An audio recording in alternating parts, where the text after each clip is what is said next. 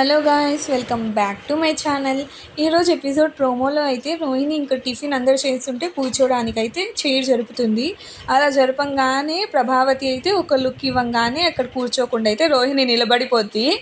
ఇంకా మీనా అయితే రా రోహిణి కూర్చో అని అయితే చెప్తుంది, నార్మల్గా అందరికీ చెప్పినట్టే. ఇంకా చెప్పంగానే ప్రభావతి అయితే కోపంగా మీనానైతే చూస్తుంది.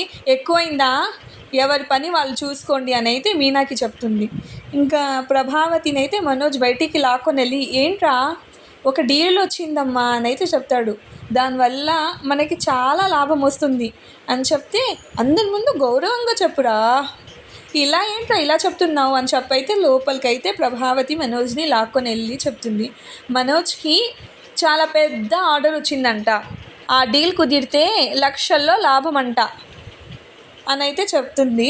ఇంకా అప్పుడు మనోజ్ వచ్చి రోహిణి వల్లే ఈ డీల్ వచ్చింది కాబట్టి షోరూమ్కి రోహిణి రావాల్సి వస్తుందమ్మా అని అయితే చెప్తున్నాడు. ఇంకా రోహిణి అయితే అది విని హ్యాపీగా ఫీల్ అవుతుంది. ఇంకా బాలు అయితే ఇది మొత్తం విని డబ్బు వస్తుందంటే మా అమ్మ మోసం చేసిన వాళ్ళనైనా క్షమిస్తుందిలే అని అయితే మనోజ్కి అయితే బాలు చెప్తాడు.